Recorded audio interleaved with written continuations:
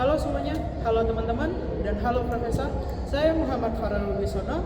Kami dari tim Markusai kelompok 9 akan melakukan case study Lana Wachowski, seorang direktur film-film terkenal, sutradara film trilogi Matrix, V for Vendetta, dan banyak film-film besar lainnya. Beliau lahir di Chicago, Illinois, pada tanggal 21 Juni 1965. Dia dibesarkan di kota New York dan San Francisco. Sejak kecil, dia memiliki minat pada seni dan cerita. Dia belajar seni grafis dan di institusi seni di Chicago sebelum memulai karirnya sebagai penulis komik. Beliau secara terbuka menyatakan bahwa ia transgender dan tetap menjadi advokat vokal untuk hak-hak transgender. Kasus beliau akan digunakan untuk membahas soal-soal dan diharapkan untuk meningkatkan kesadaran atau membangun sebuah pengertian baru terhadap komunitas LGBT. Kami akan menggunakan format British Parliamentary Simplified untuk sesi debat ini. Di sisi government ada Vito dan Enzo, lalu di sisi opposition ada Daiva dan Kevin. Sayangnya Daiva sedang berhalangan hadir. Promnya adalah, apakah LGBT menyalahi kodrat? Baik, pertama, Prime Minister, boleh dimulai? Oke, baik, Bapak Ibu Ketua, hadirin terhormat. Kami dari tim government di sini untuk menyatakan bahwa LGBT itu melarang kodrat manusia. Nah, kodrat ini tuh dalam arti yang sebagaimana tadi ditetapkan oleh Tuhan dan agama adalah heteroseksual dan monogami, atau bahwa heteronormativitas itu adalah yang paling tinggi. Kodrat ini tuh merupakan esensi dan identitas fundamental manusia yang tidak dapat diubah. Nah, baiklah, menurut tim oposisi, bagaimana Anda itu mendefinisikan kodrat manusia? Nah, apakah Anda percaya bahwa kodrat manusia itu dapat diubah? Baik, terima kasih Saudara Vito. Selanjutnya, Leader of Opposition. Bapak Ibu Ketua, hadirin yang terhormat, kami tim oposisi di sini untuk menyatakan bahwa LGBT tidak melanggar kodrat manusia. Dan kalian tidak bisa menyatakan kodrat itu hanya berhubung dengan agama. Karena masalah LGBT ini tidak bisa dilihat pada sisi agama saja. Kodrat mengacu pada ciri dan ciri biologis suatu organisme, ditentukan oleh susunan genetik dan dipengaruhi oleh lingkungan. Kata kuncinya di sini adalah dipengaruhi oleh lingkungan dan genetiknya. Jika seseorang terlahir mempunyai penis, tapi jika dipengaruhi oleh pengalaman genetiknya, anak cowok tersebut walaupun ada penis, dia akan berpikir bahwa ia adalah perempuan. Jadi setiap orang itu berhak untuk mengekspresikan identitas gender dan orientasi seksual mereka tanpa diskriminasi. Kalau dari tim government, apakah Anda percaya bahwa semua orang diciptakan sama? Jika ya, bagaimana Anda bisa membenarkan diskriminasi terhadap orang LGBT? Betul sekali. Bagaimana dengan kasus Lana Wachowski? Apakah karena dia transgender harus didiskriminasi? Coba Deputy of Prime Minister.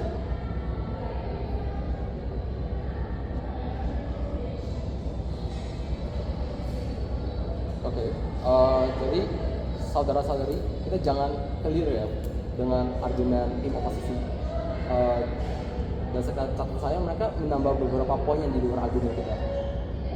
Misalnya, kami maksud adalah itu jenis kelamin biologis yang ditentukan oleh genetika dan anatomi, bukan identitas gender atau yang biasa disebut sebagai jenis kelamin. Tentu jika bicara tentang realitas kultural simbolis yaitu gender dan realitas objektif yaitu seks, itu mencakup banyak perasaan internal dan persepsi diri. Jadi dari itu gender bisa menyerupai sebuah spektrum yang sesuai dengan perasaan orang tersebut. Ya, argumen pihak oposisi tidak bisa menyamakan kedua ya, karena LGBT bukan hanya masalah moral, tapi masalah juga kesehatan dan sosial. Dan kami tidak pernah menyinggung diskriminasi kepada orientasi gender yang tidak selaras dengan kodrat. Jadi ada sebuah kristalisasi pada definisi kodrat pada awalnya. Lalu menurut kalian, bagaimana jika orang-orang transgender itu melarang kodrat Tuhan seperti Lana Wachowski, selaras dengan kami orang beragama?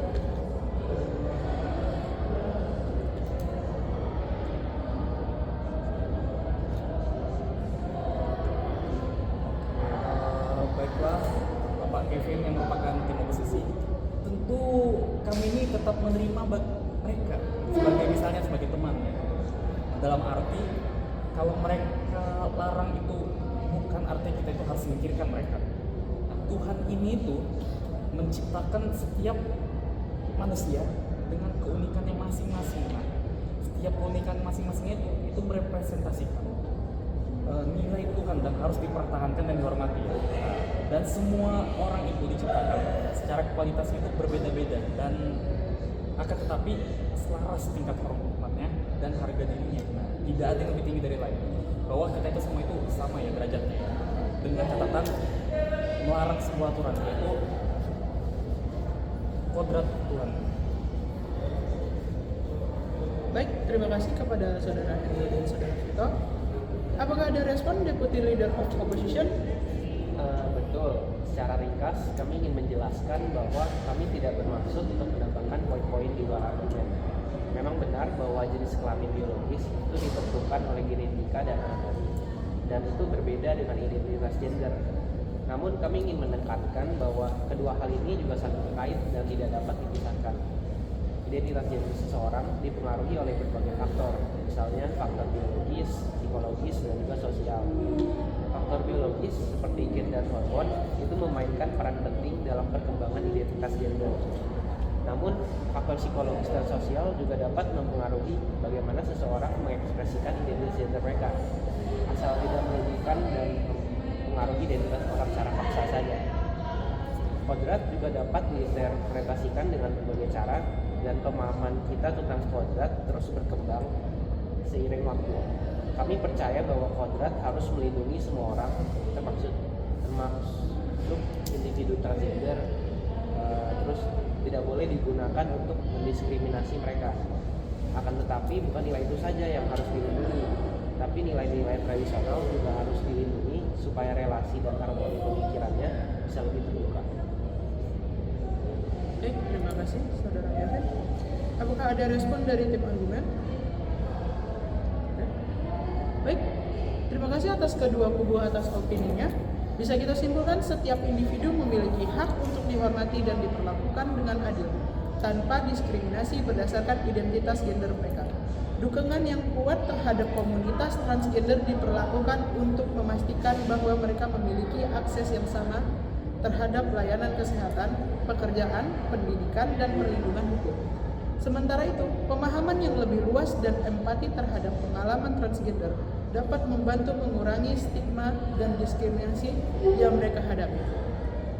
Sekian debat yang bisa kami sampaikan dari tim Markusei Kelompok 9. Terima kasih.